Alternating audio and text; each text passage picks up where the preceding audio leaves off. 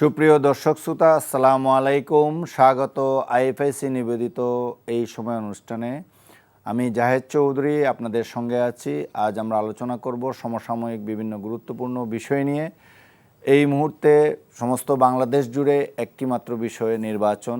12ই ফেব্রুয়ারির জাতীয় সংসদ নির্বাচন এবং গণভোট।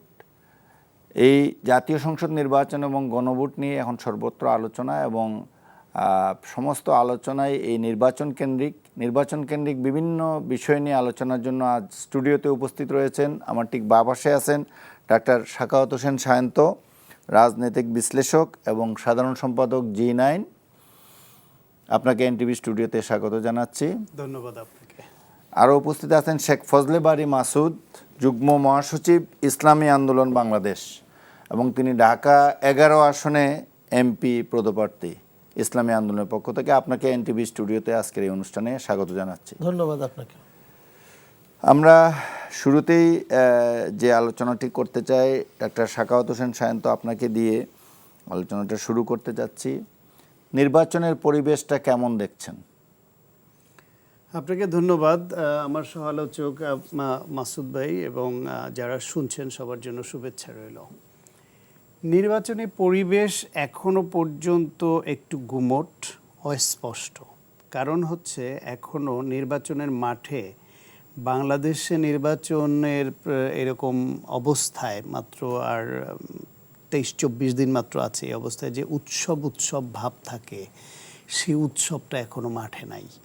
এই উৎসব না থাকবার পেছনে অনেকগুলো কারণ আছে। আইন শৃঙ্খলা রক্ষা যতটা উন্নত হবে বলে প্রত্যাশিত ছিল সেটা হয়নি। পতিত ফ্যাসিবাদ গোষ্ঠী তারা উৎপেতে আছে, অবৈধ অস্ত্র আছে, কালো টাকা আছে, পেশাদার খুনিরা জেল থেকে বেরিয়েছে, আদালতের মাধ্যমে বেরিয়েছে, আবার জেল পলাতক আছে। গণ অভ্যুত্থানের সময় লুণ্ঠিত অস্ত্র সব উদ্ধার করা যায়নি, উল্টা যেখানে লাইসেন্স করা অস্ত্র এই সময় জমা দিতে নির্দেশ দেওয়া হয়, এই সময় উল্টা আরও লাইসেন্স দেয়া হচ্ছে। সব মিলিয়ে টিলিয়ে মানুষের মধ্যে একটা অনিশ্চয়তা, একটা আতঙ্ক কাজ করছে। এবং নির্বাচন নিয়ে আর এই 23-24 দিন বাকি আছে। এখনও পর্যন্ত বাংলাদেশে প্রধান রাজনীতিতে এখন প্রতিদ্বন্দ্বিতা করবার মতো অবস্থায় যে 3-4টা দল আছে, তার মধ্যে আলোচিত তরুণদের দল এনসিপি, তারা কালকেও বলছে যে নির্বাচনে তারা করবে কিনা সেই সিদ্ধান্ত সরকার তো 31 জানুয়ারি অস্ত্র উদ্ধারের কথা আপনি বলছিলেন যে 31শে জানুয়ারির মধ্যে লাইসেন্সধারী অস্ত্র জমা দেওয়ার জন্য বলেছে।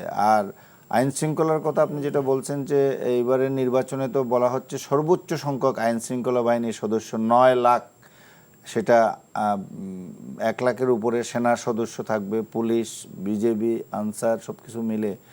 সো এর পরেও কেন এমনটি হচ্ছে? আমি সংক্ষেপে বলেছিলাম, তাইলে আপনাকে একটু বিস্তারিত বলি। আপনি দীর্ঘদিন ধরে সাংবাদিকতা করেন এবং নিশ্চয়ই পর্যবেক্ষণে আপনার আছে যে নির্বাচনের আগে সন্ত্রাসীদের ধরার জন্য কি পরিমাণ অভিযান পরিচালিত হয়। এইবার সেই অভিযানটা আরও ম্যাসিভলি পরিচালিত হওয়া দরকার ছিল যাতে সন্ত্রাসীরা আতঙ্কগ্রস্ত হয়।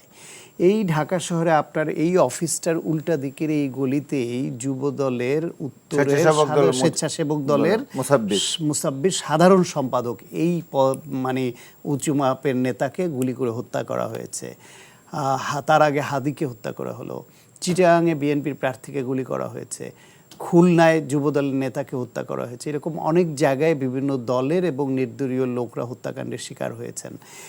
যে কথাটা বলছিলাম, র‍্যাব সদস্য মহেশখালীতে সন্ত্রাসীদের হাতে র‍্যাবের সদস্য মারা গেছেন। এই সন্ত্রাসীদের মধ্যে এই সরকার ভয় ঢুকাতে পারেনি। সাধারণত গ্রেপ্তার কত সংখ্যক হলো, অস্ত্র উদ্ধার কতটা হলো, সেটা যেমন একটা পরিসংখ্যান, পাশাপাশি খুব ম্যাসিভ ওয়েতে যখন এরা অভিযানটা চালায় তখন সন্ত্রাসীরা একটু আতঙ্কগ্রস্ত থাকে, ফলে তারা সংগঠিত হতে পারে না।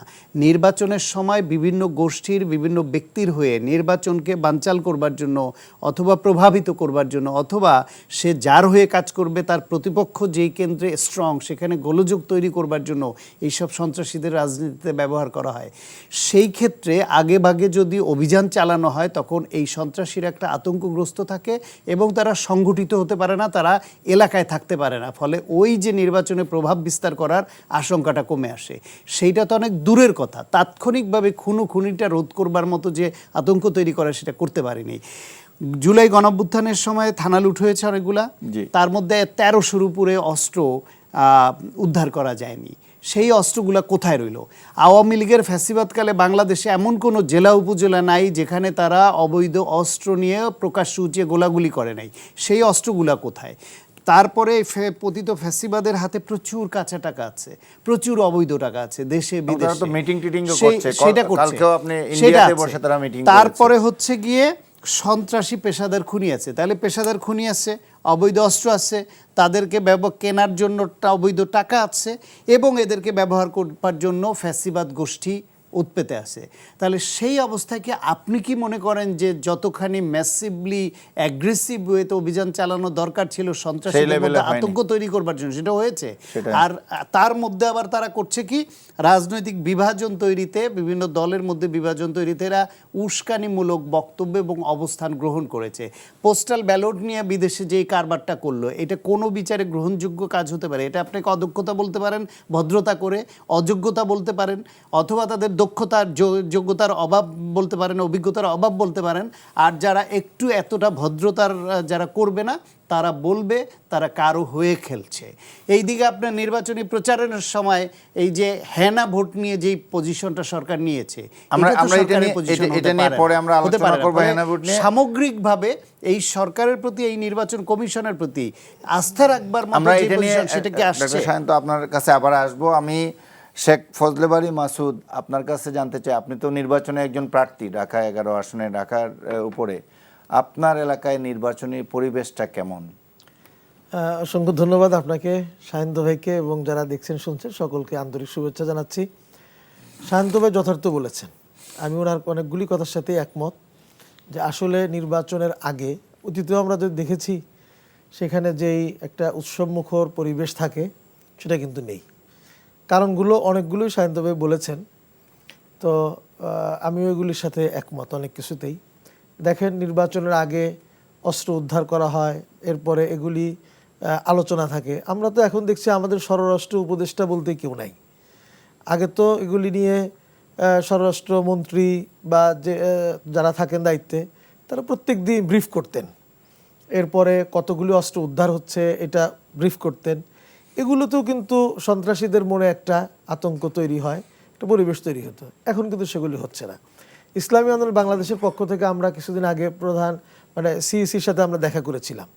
তো দেখা করার পরে আমি ছিলাম সেই টিমে, তো আমরা বললাম যে এগুলি কেন হচ্ছে না। তো ওনারাও স্বীকার করলেন যে এটা আগে ঘোষণা করা হতো, এখন প্রতিদিন ঘোষণা করা হচ্ছে না। এরপরে আরও কিছু ইন্টারনাল কথা বললেন, যেগুলিতে আমাদের কাছে মনে হচ্ছে যে আসলে এই দেশের আইন শৃঙ্খলার উপরে নিয়ন্ত্রণের ক্ষেত্রে সরকারের বা নির্বাচন কমিশনের যেটা দায়িত্ব, আমরা জানি তফসিলের পরে তাদের হাতে থাকে ক্ষমতাটা, তো তাদের এখানে খুব বেশি প্রভাব আছে বলে আমাদের কাছে মনে হয় না। এবং আমি একজন প্রার্থী হিসাবে, অ্যাজ এ ক্যান্ডিডেট হিসাবে, আমিও কিন্তু মুভ করতে, আমিও চলাফেরায়, আমি আগেও ইলেকশন করেছি। এখানে একটা জিনিস একটু জানার বিষয় আছে যে আমি বাক্যটা শেষ করি নাই, আমি কিন্তু আগেও আমি ইলেকশন করেছি। আমি মেয়র ইলেকশন করেছি, তারপর অন্য ইলেকশনের সময় আমি অন্যদের ক্যান্ডিডেটের সাথে আমি থেকেছি। আমি কিন্তু আতঙ্কিত হতাম না। বিভিন্ন সময় আরও ভয়ানক অবস্থাও ছিল, তখনও কিন্তু আতঙ্কটা এরকম ছিল না।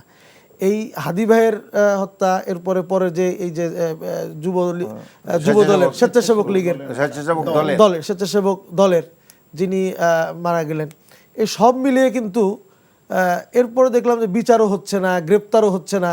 আমাদের কাছে মনে হচ্ছে কিছু আইওয়াস্টে সেগুলি হচ্ছে। ফলে আমরা প্রার্থীরা তো প্রত্যেকেই আমার মনে হয় একটা আতঙ্কিত।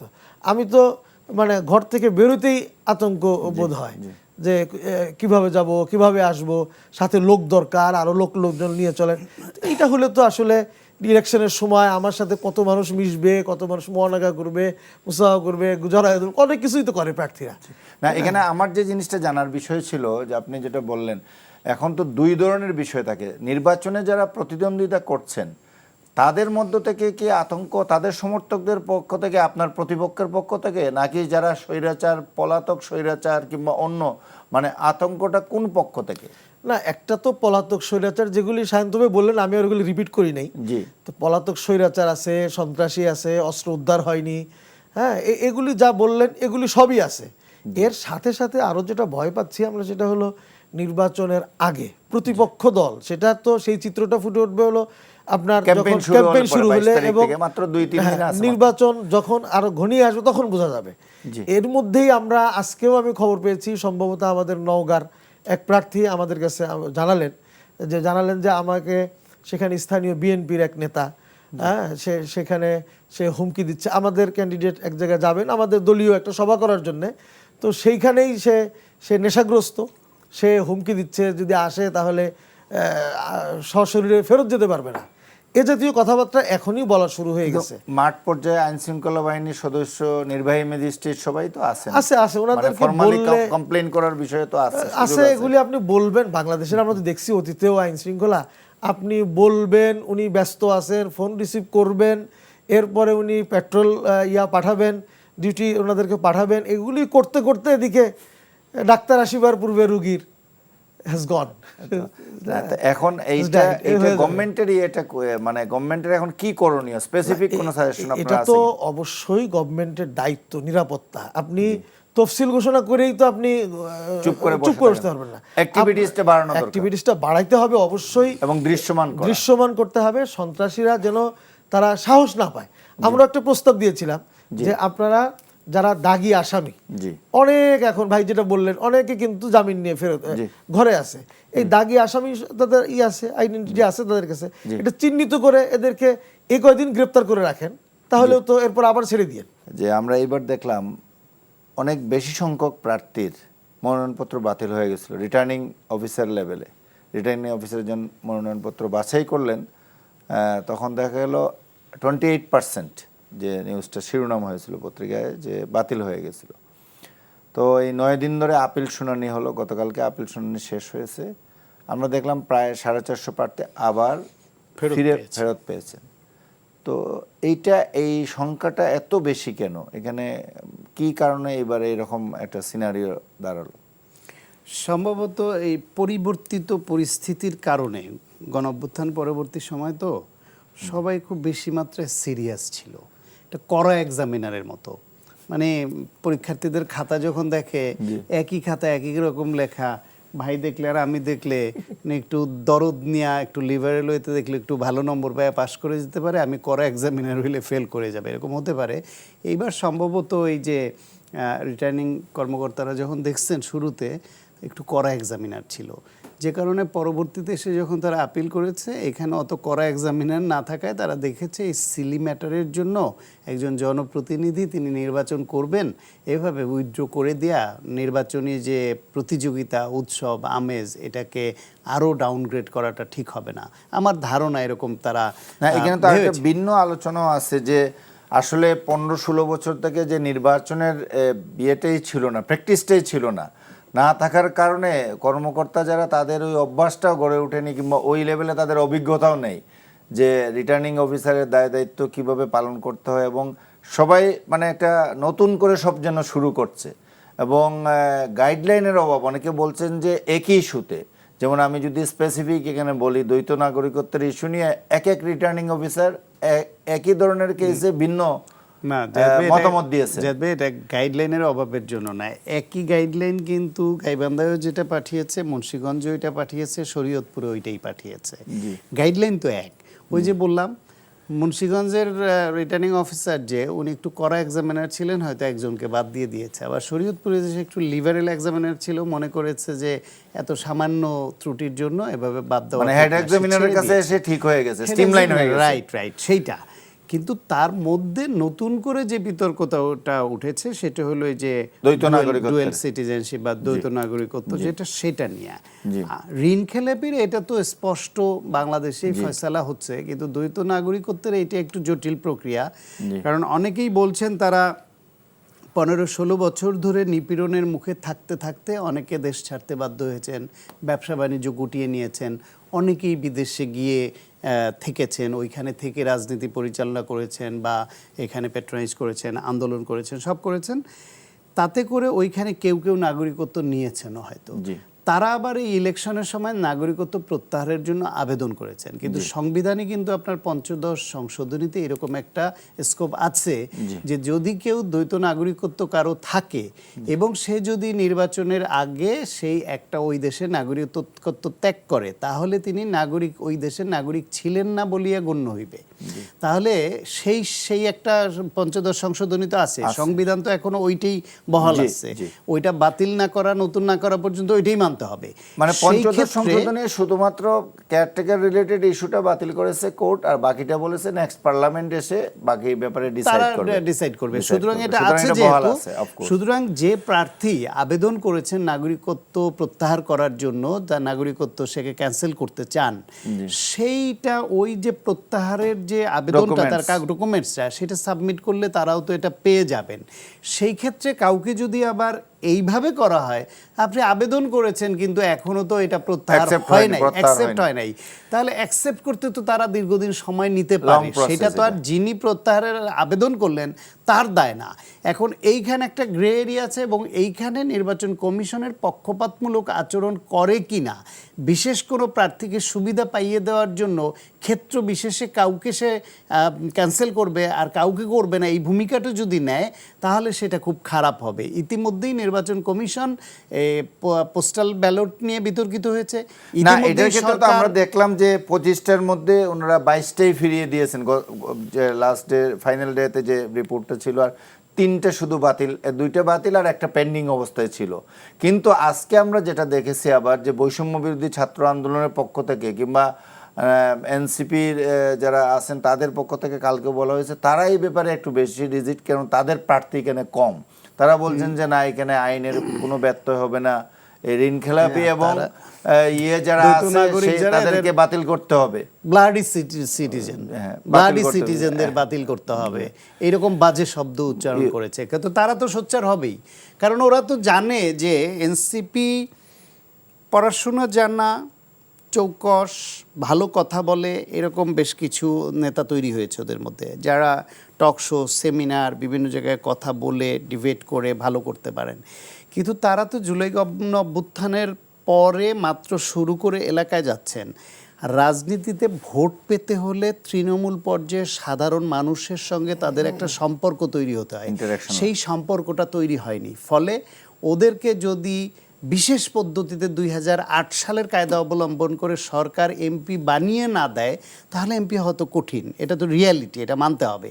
সেই অবস্থায় যদি একজন শক্তিশালী বড় দলের প্রার্থীকে তারা যদি এইভাবে চাপ প্রয়োগ করে ক্যান্সেল করাতে পারে রিজিট থেকে, তাহলে তাদের এমপি হওয়া সহজ হয় না। সুতরাং ওদের পজিশন থেকে তো ঠিক আছে, আমি ওদের জায়গায় হলে আমি এটাই করতাম, আপনি থাকলেও হয়তো তাই করতেন, ভাই থাকলেও তাই করবে, কারণ এটা তো প্রতিযোগিতা। কিন্তু নির্বাচন কমিশনকে এইসব হম্বিতম্বিতে পড়লে চলবে না।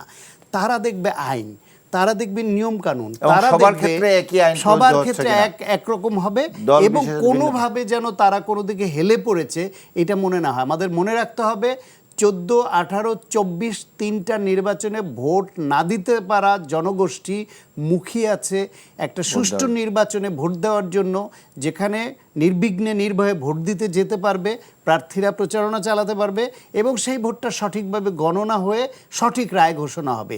এইটার জন্য মানুষ অপেক্ষা করছে। আর 2008 সালের সরকারকে একটা স্ট্রং আর্মি ব্যাকড সরকার ছিল। এই উপদেষ্টা পরিষদের এই সরকার কিন্তু ওইরকম শক্ত সরকার না। সুতরাং তারা যদি মনের মধ্যে ওইরকম দুষ্টু বুদ্ধি পোষণও করে, সেখান থেকে সরে আসা উচিত হবে। তারা ওই সরকারের মতো 2008 সালের মতো পাতানো নির্বাচন করে প্রি-ডিসাইডেড ঠিক করবে যে কার এমপি বানাবো, ওইটা করে পার পাবে না। আমরা একটা সুন্দর নির্বাচনের জন্য অপেক্ষা করছি।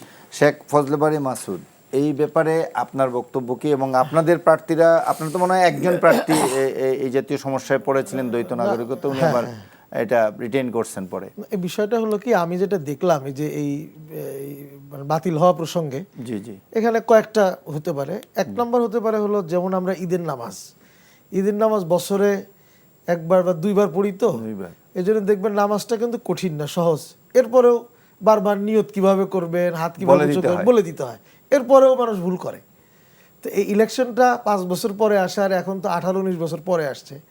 এজন্য ওই যেটা বললেন, অফিসারদের মধ্যেও এটা একটা আছে, আইনের জানা প্রয়োগ, এগুলি নিয়ে একটা প্র্যাকটিসটাই তো নেই, প্র্যাকটিস practice টা থাকাও নেই। একটা বিষয়, জানা একটা থাকলেও hesitation প্র্যাকটিস আছে। না থাকলে হয়ে যায়। এটা আমি দেখছি একদম সরাসরি।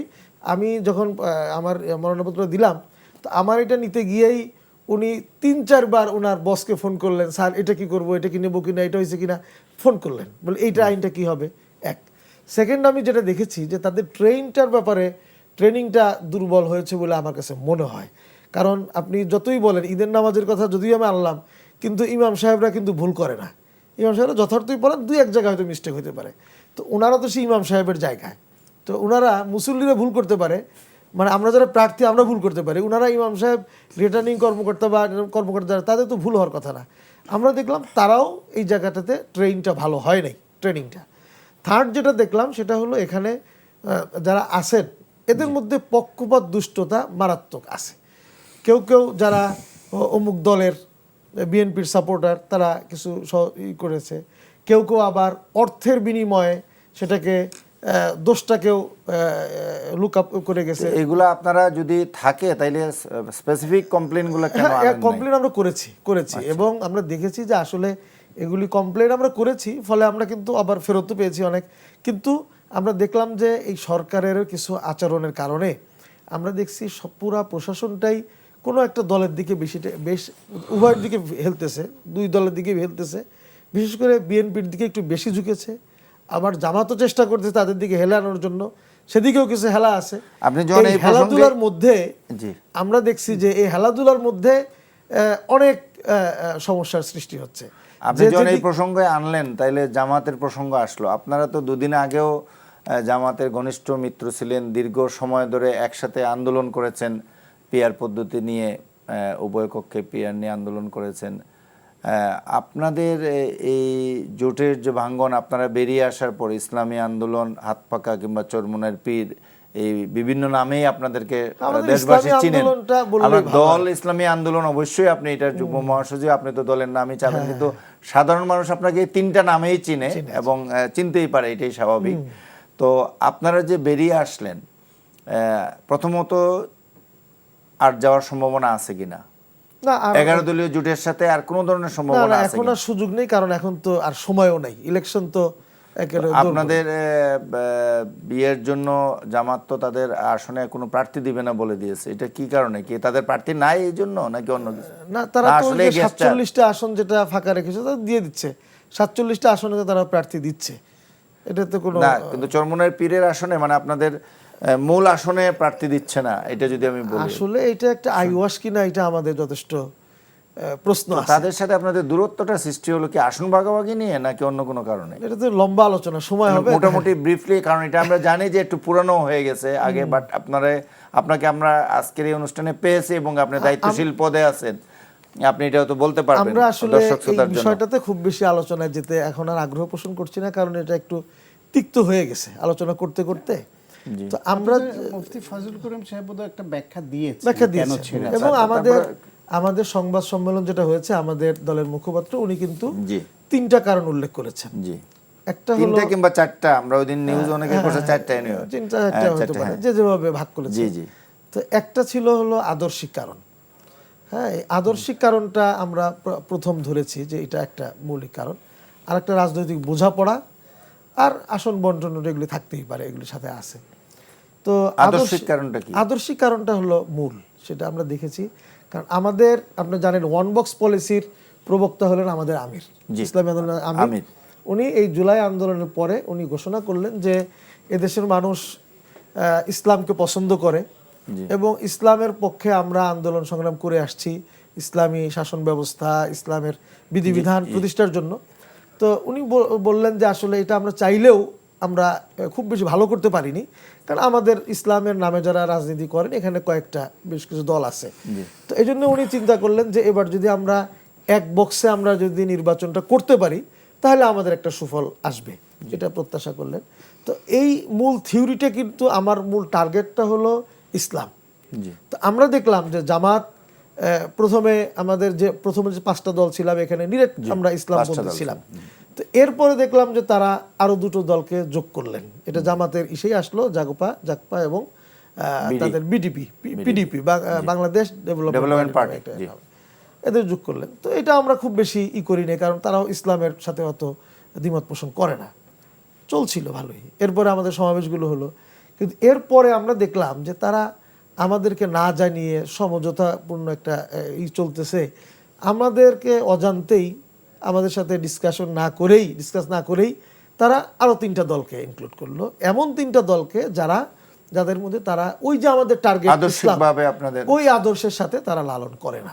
জি, তো যদি না করে তাহলে তো মানে এটা আমাদের শুধু আসন ভাগাভাগির জন্য না, এরকম কোনো তারা কেন নিয়েছে এটা জামাত বলতে পারবে, এটা তারা ইনক্লুড করলো, তাহলে কি হলো, আমার লক্ষ্যটা তো সরে গেল। তো লক্ষ্য সরে গেলে তাহলে আমার এখানে দরকার কি, আমি তো অন্য আরো দল আছে, সে দলের সাথে তো আমরা জোট করতে পারতাম, আমরা তো বিএনপির সাথেও জোট করতে পারতাম, কিন্তু আমরা করি এখন নাই তো কেন? অনেকে বলে যে আপনারা আগেই এটা পরিকল্পিত উপায়ে জামাতকে এই বিপদে ফেলেছেন, না, যে আগেই আপনারা প্ল্যান করে রাখছিলেন যে শেষ মুহূর্তে আপনারা সরে যাবেন, না তা হবে কেন? আমরা করলেই জামাত কিংবা বলে যে কারো ইশারায় আপনারা এটা করছেন, হয়তো এগুলি হলো বলার জন্য বলে, আমাদেরকে কে ইশারা আসলে দিবে? এগুলা নেই। ইসলামী আন্দোলন কারো ইশারায় চলে না। ইসলামী আন্দোলন এদেশের এই দেশকে নিয়ে, দেশের জনগণের সাথে, জনগণের কল্যাণের জন্য আমরা রাজনীতি করি। এইখানে কোনো ইশারা, এগুলি বেহুদা কথাবার্তা বলতেই পারে কেউ কেউ, মুখ আছে যেহেতু বলে। তো যাই হোক, এটা একটা বেসিক কারণ। যখন আমার মূল লক্ষ্যটা সরে গেল, তখন আমার এখানে জোট করার বা ঐক্যবদ্ধ থাকার তো কোনো প্রশ্নই ওঠে না। এটা একটা বেসিক কারণ। দ্বিতীয়ত হলো, আমরা দেখলাম যে জামাতের যে আমাদের সাথে তাদের যে বোঝাপড়াটা শুরুটা যত চমৎকার হয়েছিল, এটা দেখলাম যে যখন সমাবেশটা হয়ে গেল, অর্থাৎ এদেশের মানুষের কাছে একটা আওয়াজ উঠে গেল, জি, চমৎকার আওয়াজ উঠছিল, কিন্তু যখন এই স্বার্থটা হাসিল হয়ে গেল, চট করে দেখলাম যে তারা এই আসন ভাগাভাগিটা কিন্তু আমরা আগেই বলেছিলাম, কিন্তু তারা সেই জায়গায় যায়নি। এরপরে দেখলাম যে তারা আমাদের সাথে তিক্ত আচরণ করা শুরু করে দিল। এই তিক্ত আচরণের মধ্যেই আমরা দেখছি যে না, তাদের সাথে এখন যে আপনারা 268 আসনে আপনাদের প্রার্থী আছে, আপনাদের ধারণা কতটা আসনে আপনারা জিততে পারেন? না, সেটা তো আসলে আমরা এখন বলবো কি, এটা তো কেউই বলতে পারে, কোনো দলই বলতে পারে না। তারপরে এটা এক্সপেকটেশন আছে, 268 আমরা 268 নির্বাচন করে তো জেতার জন্যই। জেতার জন্যই করি। না তারপরেও একটা আছে যে অ্যাট লিস্ট এর মধ্যে আপনারা না, আমরা আশা করছি যে 10% আসনেও যদি জিতেন, তাও তো 26টা আসন, আপনারা 26-27টা আসন পেয়ে যাওয়ার কথা। আমরা এরকম হাওয়াই কথা বলতে চাই না। জি। আমরা আশা করি যে দেশের মানুষ ইসলামকে পছন্দ করেন। আমরা একমাত্র ইসলামী একটা বক্সের যে আমরা প্রবক্তা ছিলাম, সেখানে আমরা আশা করছি যে দেশের মানুষ যারা ইসলামকে পছন্দ করে, ইসলামের আদলে একটি কল্যাণ রাষ্ট্র প্রতিষ্ঠা করতে চান, তারা অবশ্যই আমাদেরকে সমর্থন জানাবেন এবং আমরা ভালো আসন জিতবো ইনশাল্লাহ, এটা আমাদের প্রত্যাশা। আরেকটা বিষয়ে আমি ডক্টর সায়ন্ত আপনার কাছে আসতে চাচ্ছি।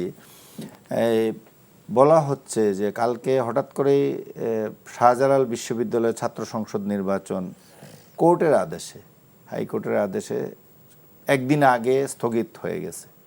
তো এখানে বিভিন্ন জায়গা থেকে, বিভিন্ন সোশ্যাল মিডিয়ায় বিশেষ করে এবং প্রকাশ্যেই প্রেস কনফারেন্স করে বলা হচ্ছে যে এখানে ছাত্রদলের অবস্থান ভালো ছিল না, সেই কারণেই বিএনপি এটার নেপথ্যে আছে এবং এর সাক্ষ্য আছে, কারণ গতকালকে ছাত্রদলের পক্ষ থেকে নির্বাচন কমিশনে ডেমনস্ট্রেশনও করা হয়েছিল, আজকেও কর্মসূচি ছিল। তো এইটা নির্বাচনটাকে বন্ধ করে দেওয়ার পিছনে বিএনপি যদি ভূমিকা রেখেই থাকে, বিএনপি রেখেছে বলে তারা তো প্রকাশ্যে অবস্থান নিয়েছে, তো এইটা কি আসলেই কোনো উপকারে আসবে? প্রথম কথা হলো, নির্বাচন কমিশন এইখানে একটা ডুয়েল রোল প্লে করেছে। আমি যুক্ত আছি, এরকম একটা ক্লাবের নির্বাচন হওয়ার কথা ছিল 31 জানুয়ারি, সেই নির্বাচনটা আমরা স্থগিত করেছি নির্বাচন কমিশনের সিদ্ধান্তের কারণে। কেন করেছি? কারণ নির্বাচন কমিশন একটা সার্কুলার জারি করেছে যে জাতীয় নির্বাচনের আগে কোনো সভা, সমিতি, সংঘ, কোথাও কোনো নির্বাচন হতে পারবে না। জি। তাহলে এই সিদ্ধান্ত জারির পরে একটা বিশ্ববিদ্যালয়ের ছাত্র সংসদ নির্বাচন তাদের কাছে আবার গুরুত্বপূর্ণ হয়ে উঠলো কেন? যে সেটা তখন তো একবার স্থগিত করা হয়েছিল, পারমিশন দিল। এইখানেই তো মনে হচ্ছে যে নির্বাচন কমিশনের উদ্দেশ্যটা ভালো ছিল না। একদিকে নির্দেশ জারি করে বন্ধ করলো, আবার একটা জায়গায় ছাত্র সংসদ নির্বাচন দিল, ওইখানে একটা গোলযোগ হতে পারে, ওইখানে কোনো প্রবলেম এই মুহূর্তে হলে সেটা জাতীয় নির্বাচনে তো প্রভাব ফেলতে পারে। এনসিপি অলরেডি প্রতিদিন একবার করে আওয়াজ দিচ্ছে যে নির্বাচনে তারা থাকবে কিনা সেই সিদ্ধান্ত পুনর্বিবেচনা করবে। জামায়াত ইসলাম যখন তখন বলে নির্বাচনের পরিবেশ নাই, অর্থাৎ এই প্রধান বিএনপির পরে যেই 3-4টা দল প্রধান আলোচনা আছে তার মধ্যে 2টা দল কন্টিনিউয়াস বলে যাচ্ছে। এই তারা কেন শাহজালাল বলে এটা বারবার, এটা এই হুমকি কারণ তারা কেন কারণ দেয়? কারণ হচ্ছে গিয়ে তারা এই কিছুদিন আগে পর্যন্ত খুব আশাবাদী ছিল, ক্ষমতার চেয়ারটা সামান্য দূরে ছিল তাদের কাছ থেকে, তাদের বিবেচনায়। যখন তারেক রহমান ফেসবুকে স্ট্যাটাস দিয়ে বললেন যে তার আশাটা অনিশ্চয়তার মধ্যে পড়েছে, স্পর্শকাতর, সেজন্য বলতে পারছে না, তার একক নিয়ন্ত্রণাধীন নয়, ওরা মনে প্রাণে ধরেই নিল তারেক রহমান আসতে পারছে না, সুতরাং নির্বাচন হইলে আমরা তো ওই চেয়ারটা রেডি হয়ে আছে আমাদের জন্য। তখন তাদের যে উল্লম্ফন ছিল, আবার তখন একই সঙ্গে আবার ইসলামী আন্দোলন, এরা জোটে ছিল, একসঙ্গে ছিল। পরে যখন তারেক রহমান সত্যি সত্যি চলে আসলেন এবং তাকে স্বাগত জানানোর জন্য এত মানুষের ঢল নামলো, তখন একটু হোঁচট খেলো। দ্বিতীয় দফা যখন ম্যাডাম খালেদা জিয়া ইন্তেকাল করলেন এবং তারপরে তার জানাজায় যে গোটা বাংলাদেশ জানাজার দেশে পরিণত হয়ে গেল, তার প্রতি এত শ্রদ্ধা মানুষের, সেইটা জামাতকে আরেক দফা তারা হোঁচট খেলো যে এই দল এবং এই দলের নেতাদের প্রতি এই দেশের মানুষের তো দলের বাইরেও এরকম একটা শ্রদ্ধা, ইমোশন এটা আছে। জি, কিন্তু এই দুইটা বড় ঘটনার পরে তো আপনারা জগন্নাথ বিশ্ববিদ্যালয়ে ছাত্র সংসদে এড়ে গেলেন। এই দুইটা ঘটনার পরে আবার তারা আবার আরেকটু আবার তারা ইয়ে হলো, একটু গিয়ার আপ হলো যখন দেখলো যে না মুক্তিযোদ্ধা অলি আহমেদকে তাদের জোটে নিতে পারলো এবং এনসিপিকে জোটে নিতে পারলো। এইটাকে তারা একটা বিজয় হিসেবে দেখলো যে তরুণদের একটা দল এবং মুক্তিযোদ্ধাকে নিয়ে নিল। এরপর আবার একটু বাগাড়ম্বর আমরা দেখলাম, এর মধ্যে আবার দেখলাম যে ইসলামী আন্দোলন বাংলাদেশ তাদের কাছ থেকে বেরিয়ে গেল, তারা আবার এখানে একটা হোঁচট খেলো। ফলে এই একটু গিয়ার আপ হওয়া হোঁচট খাওয়ার মধ্যেই তো আছে। যখনই তারা একটু হোঁচট খায় তখন নির্বাচন নিয়ে তারা সন্দিহান হয় এবং নির্বাচন মাঠ করা যাবে কিনা এইসব প্রশ্নগুলো বেশি তোলে। বেসিক্যালি তারা যা কিছুই বলুক, যা কিছুই করুক, এটা হচ্ছে রিয়ালিটি। এদেশের মানুষ তাদের এই বেহেশতের টিকিট কিনতে রাজি না। তাদের ধর্মের অপব্যবহারকে এখন মানুষ অনেক সচেতন, ওইভাবে গ্রহণ করতে রাজি না। পাশাপাশি ৭১-এর প্রশ্নে তারা খুব অস্পষ্ট অবস্থান নিয়ে আছে এখনও, সেটা নিয়েও মানুষ গ্রহণ করতে রাজি না। ২৪কে ৭১-এর উপরে তোলার এই রাজনীতিটাও মানুষ গ্রহণ করেনি। আর জিয়াউর রহমান, ম্যাডাম খালেদা জিয়া, তারেক রহমান খানের এখনকার যে গ্রহণযোগ্যতা, বিএনপির যে বিভিন্ন প্ল্যানিং, দেশ অভিজ্ঞতা, এবং এই ভবিষ্যতে ক্ষমতায় আসলে তারা রাষ্ট্র পরিচালনার দায়িত্ব পেলে তারা কি করবে তারা স্পষ্ট করে বলছে। কৃষকদের জন্য কি করবে, ছাত্রদের জন্য কি করবে, স্বাস্থ্য খাতে কি করবে, সব প্ল্যানিং করে বলছে। আর জামায়াত ইসলাম বা অন্য দলগুলো তারা শুধু বলছে ও চাঁদাবাজ, ওরে ভোট দিবেন না, ও দখলদার, ওরে ভোট দিবেন না, ও গাদ্দার, ওরে ভোট দিবেন না, ও এইটা, ওরে ভোট দিবেন না। কিন্তু আমি কি করব সেজন্য আমাকে ভোট দিবেন, সেই আহ্বানটা কেউ জানাচ্ছে না। ফলে জামায়াত ইসলামের রাজনীতি হচ্ছে এখন একটা ডাইলেমার মধ্যে পড়ে গেছে। তারপর ইসলামী আন্দোলন বাংলাদেশ যাওয়ার পরে তারা আরও কোণঠাসা হয়ে পড়ছে। ফলে এই নির্বাচনটা নিয়ে তারা, তাদের মূল টার্গেট হইল শুধু ক্ষমতায় যাওয়া, শুধু ক্ষমতায় যাওয়া। যখন এখন দেখছি সেটা শুধু করা হতো যাওয়ার জন্যই তো নির্বাচন না, ক্ষমতায় যাওয়ার জন্য সবাই চেষ্টা করে, কিন্তু কখনো সে কারণে যে কোনো উপায়ে যাব, অনৈতিক অবস্থান গ্রহণ করব, দেশবিরোধী অবস্থান গ্রহণ করব, এইটা আবার রাজনীতি না। আপনার কাছে আমি আবার তারই অংশ হিসেবে এই ছাত্র সংসদ নির্বাচনেও তাদের ফলোয়াররাই এরকম কারবারটা করছে। কেন তাদের এই নির্বাচনটা এখন করে জাতীয় নির্বাচনের আগে একটা গোলযোগের আশঙ্কার ক্ষেত্র তৈরি করতে হবে? শেখ ফজলে বারী মাসুদ, আমরা ডাক্তার সায়ন্তর কথাবার্তা শুনলাম। আপনার কি মনে হয় যে এই যে সাকসু নির্বাচনটা স্থগিত করে দেওয়া হলো হঠাৎ করে নির্বাচনের আগে, এটা কি বিএনপি ভয় পেয়ে এই নির্বাচন স্থগিত করে দিল? এর আগে আমরা আপনি কি বিএনপি স্থগিত করলো বলছেন? বিএনপির ছাত্র সংগঠন ছাত্রদল নির্বাচন কমিশনের সাথে সামনে গিয়ে অবস্থান নিয়েছে এবং এর প্রেক্ষিতে আদালত করেছে, কিন্তু প্রক্রিয়া, আপনার আদালতের প্রতি আস্থা নাই? আদালত করেছে, কিন্তু তার আগের যে প্রক্রিয়াগুলা, তার আগের যে কর্মকাণ্ড, তো বিএনপি এটার বিরুদ্ধে একটা অবস্থান নিয়েছে, ছাত্রদল একটা বিরুদ্ধে অবস্থান নিয়েছে, বিরোধিতা করেছে, সেটা বলেন। কিন্তু স্থগিত তো বিএনপি করে নাই, আদালত করেছে। সেটাই আমি এখন বলছিলাম যে এর আগেও 5টা ছাত্র সংসদ নির্বাচন হয়েছে এবং সবগুলোতেই ছাত্রদল পরাজিত হয়েছে। এই পরাজিত হওয়ার ভয়ে কি এটা স্থগিত হলো নাকি? না, একটা বিষয় হলো যে নির্বাচন তো হওয়া দরকার, ছাত্র সংসদ নির্বাচনগুলো না হলে না, উনি একটা কথা বলছেন যে পরিবেশ এখনকার সময়টা আসছে সেটা হওয়া দরকার। এই কথায় কেউ দ্বিমত আছে বলে আমার মনে হয় না। সেখানে নেতৃত্ব তৈরি হওয়া আসলে বাংলাদেশের ইউনিভার্সিটি বলেন বা শিক্ষা প্রতিষ্ঠানগুলোতে যে আমাদের দেশের যে রাজনীতি, এই রাজনীতিটা আসলেও খুব বেশি ভালো না। এখানে আমরাও তো, আমি ছাত্র রাজনীতি করেছি দীর্ঘদিন, 91 সাল থেকে 2012 সাল পর্যন্ত আমি ছাত্র রাজনীতি করেছি, সেন্ট্রাল প্রেসিডেন্ট ছিলাম আমাদের সংগঠনের 4 টার্ম। তো আসলে কলেজ ইউনিভার্সিটিগুলোতে বাংলাদেশে যে রাজনীতিটা হয় এটা খুব সুখকর না। আসলে ছাত্রদের রাজনীতিটা হওয়া দরকার প্রতিষ্ঠান কেন্দ্রিক, তাদের শিক্ষা সংশ্লিষ্ট বিষয় এগুলি হওয়া উচিত। তো এটা আসলে নাই, এখন এটা সব লেজুর ভিত্তি হয়ে আছে। তো তারপরেও আমরা মনে করি যে একটা রাজনীতি থাকলে সেখানে ছাত্রদের, আসলে আমরাও ছাত্র ছিলাম, পড়াশোনার পরে কিন্তু কিছু একটা করতে মনে চায় ছাত্রের। তো সেখানে যদি একটা ছাত্র পলিটিক্স থাকে, তো আমরা দেখছি যে আমিও ছাত্র রাজনীতি করেছি, তো এর পড়াশোনার বাইরে কিন্তু আমি ছাত্র রাজনীতিটার পিছনে সময় দিতাম। আর কিছু স্টুডেন্ট আমি দেখেছি তারা পড়াশোনার পরে এই আজে বাজে নানান কাজের সাথে লিপ্ত হতো, মানে ক্রিয়েটিভিটি তৈরি হতো না, অনেক কিছু নেতৃত্ব তৈরি হতো না, এটাও দরকার আছে। তো কিন্তু এখন যেটা সময়, আমি যেটা মনে করি এমনি আমাদের সরকার সে এই জাতীয় নির্বাচন নিয়েই সে দোলাচাল নানা বিষয় আছে, সেই জায়গাটাতে এই মুহূর্তে সবার ফোকাসটা হওয়া দরকার হলো জাতীয় নির্বাচন। তো আমার মনে হয় সে কারণেও হয়তো করতে পারে আদালত বা নির্বাচন কমিশনের থেকে। আমার মনে হয় যে এই সময়টাতে এখন অন্য নির্বাচনের চাইতে মূল ফোকাসটা হওয়া দরকার জাতীয় নির্বাচনে। ডক্টর সায়ন্ত, লাস্ট একটা বিষয় নিয়ে আমরা আলোচনা করতে চাই যে আজকেও প্রধান উপদেষ্টা হা ভোটের পক্ষে বক্তব্য রেখেছেন এবং সারা দেশে উপদেষ্টারা হা ভোটের পক্ষে প্রচার প্রচারণা চালাচ্ছেন। বিএনপির পক্ষ থেকে এটার ব্যাপারে এক ধরনের আপত্তি আছে যে কেন সরকার এটা একটা পক্ষ অবলম্বন করছে। ডেফিনেটলি দেখেন, সরকারের অবস্থান যেখানে নেওয়া দরকার সেখানে অবস্থান নিচ্ছে না। ভার্চুয়াল মিডিয়া ব্যবহার করে চরিত্র হনন হচ্ছে, এআই দিয়ে, ফটোকার্ড দিয়ে ভিডিও বানিয়ে যা তা করছে। সেটা কি করে রোধ করবে এই বিষয়ে কোনো প্ল্যানিং দেখছেন? এই বিষয়ে স্টেক হোল্ডারদের সঙ্গে বসতেছে, সংবাদ মাধ্যমের সঙ্গে বসছে, রাজনৈতিক দলে ওইদিকে মনোযোগ নাই। শুধু যেখানে যেখানে জটিলতা তৈরি করা যায় সেখানে তাদের মনোযোগ। এইখানে একটা ট্রিকি গেম খেলছে সরকার, এটাকে বলে স্থূল শয়তানি। আমি এই কথাটা আরও কয়েক জায়গায় বলছি। স্থূল শয়তানি কেন বলছি? যেই শয়তানিটা সহজেই সবাই ধরে ফেলে। সূক্ষ্ম শয়তানি হলে এত সহজে আমরা ধরতে পারতাম না। স্থূল শয়তানিটা এইটা করছে যে তারা বলতেছে জিয়াউর রহমানের সময় গণভোট হয়েছিল, সেই সরকার তো একটা অবস্থান নিয়েছিল, পক্ষ নিয়েছিল। এরশাদের সময় ছিল, তখনও পক্ষ নিয়েছে। বেগম খালেদা জিয়ার সময় তখনও পক্ষ নিয়েছে। তাহলে এখন তারা পারবে না কেন?